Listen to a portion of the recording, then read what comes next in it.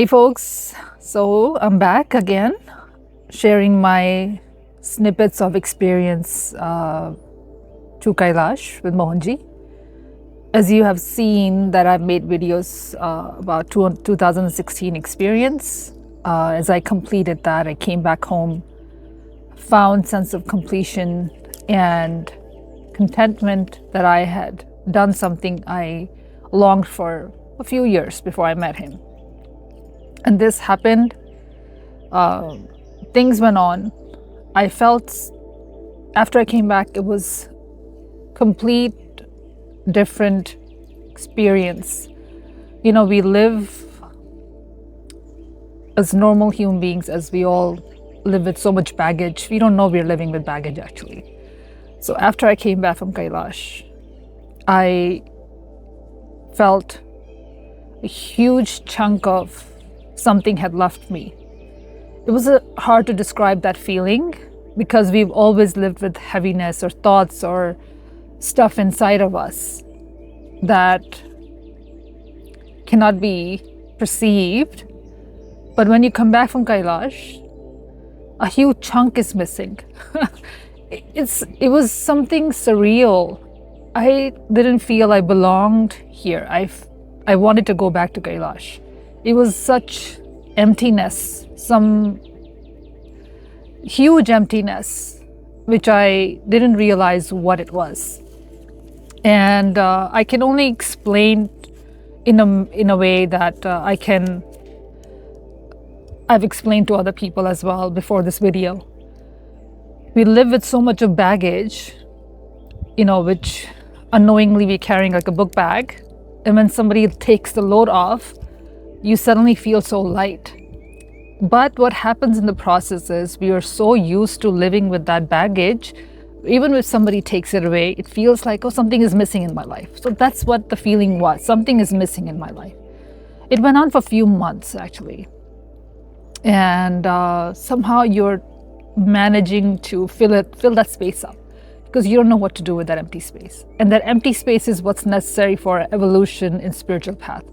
Because that emptiness, like masters talk about, glass being full and glass being half empty. So glass being half empty is what that felt like. So, and it's very important to have that on this path. So that went on and I was just off.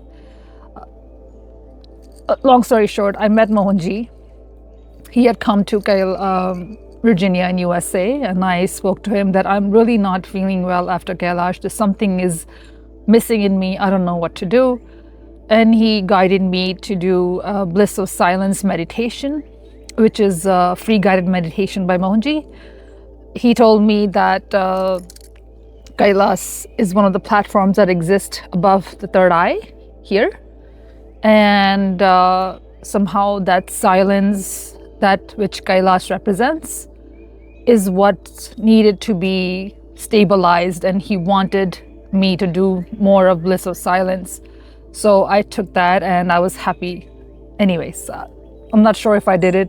Looking back, it was about 8 years ago. I can't remember what I did at that moment, but I'm sure I followed his advice and I'm here.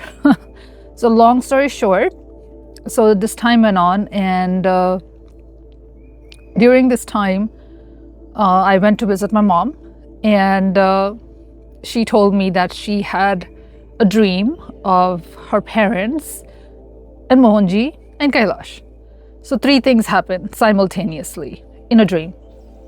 And me, as a person who lives by, understanding what the nature is or the universe is trying to guide us, universe is always guiding us. So one of those things that popped in my head is, oh my God,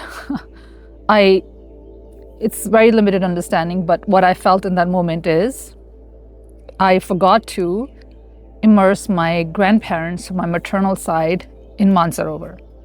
So in 2016, as per Mohanji's guidance, I had left pictures of my ancestors from my dad's side. I immersed them in Mansarovar in the hopes of lightening the lineage load.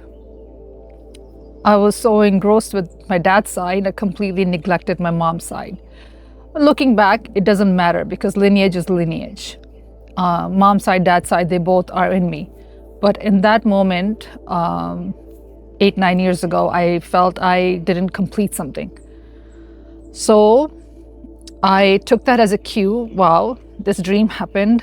My mom is telling me something important. Maybe she should go and immerse the pictures of her parents along with Mohanji, and why not visit Kailash? And she agreed to go. I said, okay, I will go with you. I'll take you there. I had no plans of visiting Kailash. There was no desire or no feeling that I would be going there again. But it ended up happening that I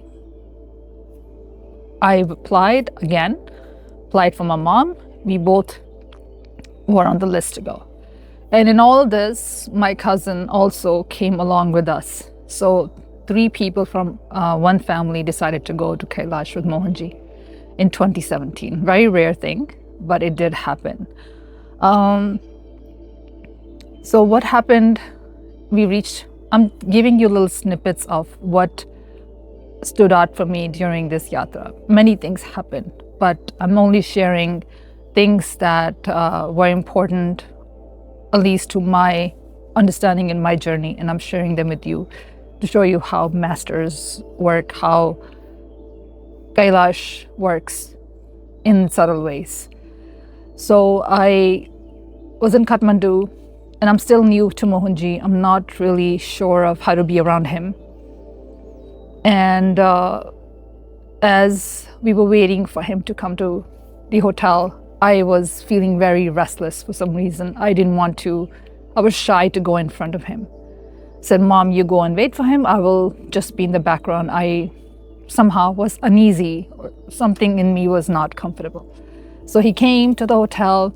My mom hugged him and she said, oh, I am, for those of you who don't know, I had a different name before, my new name, Bhavani. My mom said, oh, I'm Ruby's mom. Oh, he said, oh, where's Ruby?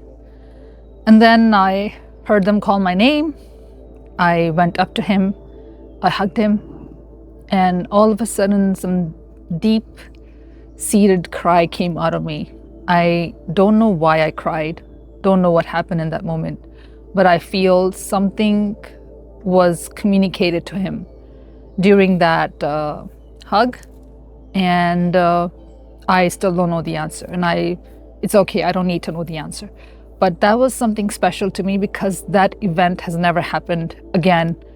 I've been with Mohanji for 9 years, but that has never happened again. So that moment was something special to me. It happened for a purpose, reason, and I'm glad it happened because some communication happened. I also, so during this time, we progressed from Kathmandu. This time, Mohanji is still traveling with us. So right now, in these times, Mohanji doesn't travel, but in 2017, he was still traveling. So we all traveled to this town in Nepal, Gunj. It's called Nepal Gunj in Nepal. And I remember being stuck there because of the weather, and the airport doesn't really allow us to take off during rainy weather and bad weather. Somehow the runway is not cut out for landings. It's some restriction there. So it's very, very hard, and the weather has to be perfect. So we were stuck there for a few days. I remember, I would say 2.5 days. And collectively, what I felt, the group's energy was kind of low. We had my mom and someone else in the group who were elderly. And the whole group's morale somehow was just low. They were having doubts that they would finish the yatra. There were some fears. Some things it was not a jovial, collective energy. And we chanted, we prayed, we were doing a lot of things. But I remember one thing that happened during this time. I heard from a close devotee of Mohanji at that time. Mohanji said that people are having their fears and doubts, but if they don't come to me and ask me of removing these things. I cannot help them because they have their own free will. So in that moment, I learned a very important lesson, which I'm also sharing with you. Before I was fairly new, again, I said, I learned that in order to get something from a master like Mohanji or any other masters that you may have in your life, yeah, they know our thoughts, they know everything about us. However, sometimes it is good to seek their guidance, their help, and go to them and say, okay, I need help with this. Because before this, it was an assumption that, oh, they will take care, everything will be fine. But sometimes that going up to them, asking, can you please help me with this? And then the magic happens. And that's a very important lesson that I learned in that trip. And I use it till this day. And I always advise other people whom I find are somehow stuck in that belief that, oh, everything will be taken care of, even though they have somebody like Mohanji in their life. Okay, that's one event that I wanted to share with you guys.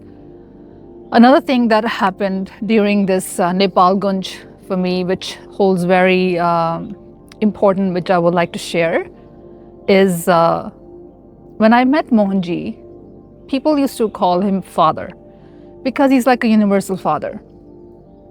Because people are coming from different backgrounds, they see him as a father figure, somebody they look up to.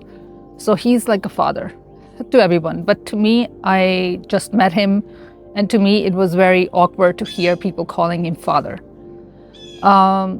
So being fairly new, I was hesitant to even go around him because I was scared of him. Just being around him used to bring this feeling of like, I don't know, it was some kind of hesitance in me. So this devotee of Mohanji, he said, he's not going to eat you. He's very loving. Just go up to him and tell him you love him and hug him. And that was pretty much simple, right? I said, okay, I will try next time. He said, okay, I will take you and then you can sit with him and just relax. So myself and another participant, we both were guided to his room. He was sitting and giving satsang with few people in the room.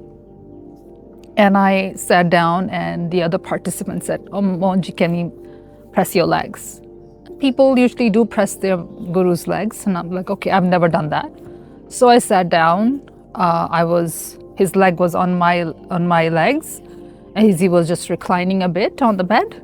And the other participant actually sat down pressing their feet. And this is the first time I'm doing this.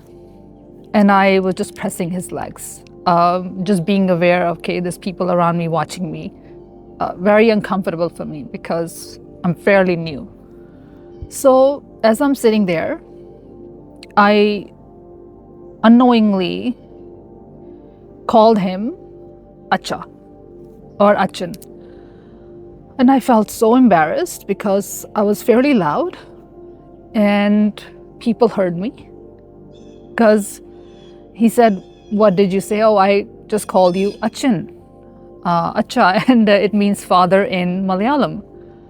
And I was so embarrassed to say this because it's something in me that was coming up.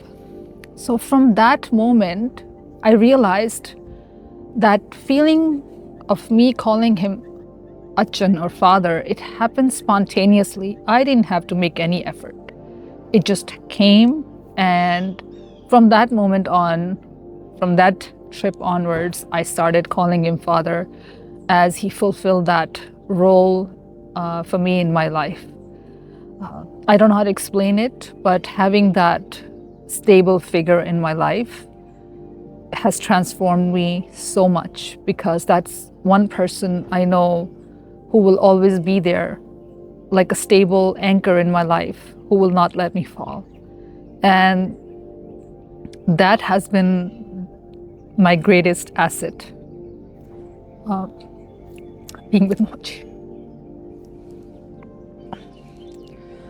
Okay, so took some time out, got a little emotional there.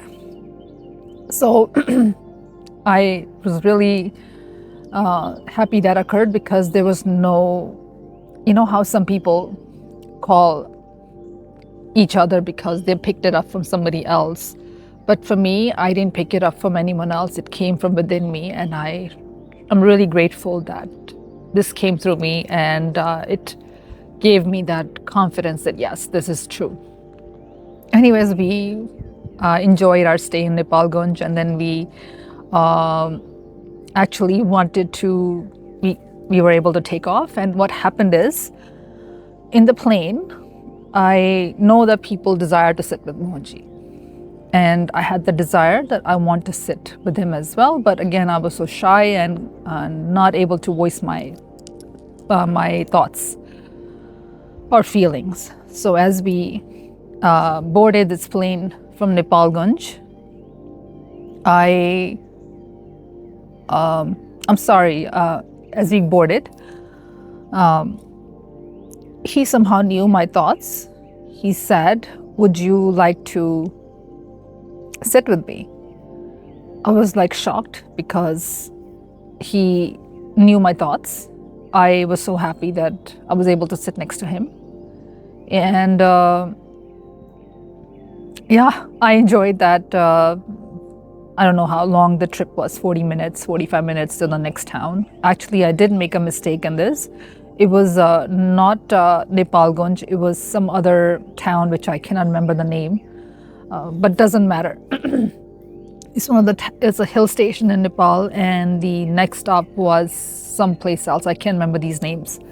But what happened is I enjoyed, and he knows our thoughts. He's omniscient, omnipresent. He clearly made himself aware of that he knows all our thoughts just by that gesture. So yeah, I will leave it here. This is 17 minutes now. I hope you will tune into the next episode. I will upload that in few days. Yeah, we'll see you guys soon. Leave your thoughts. Yeah, speak soon. Bye-bye.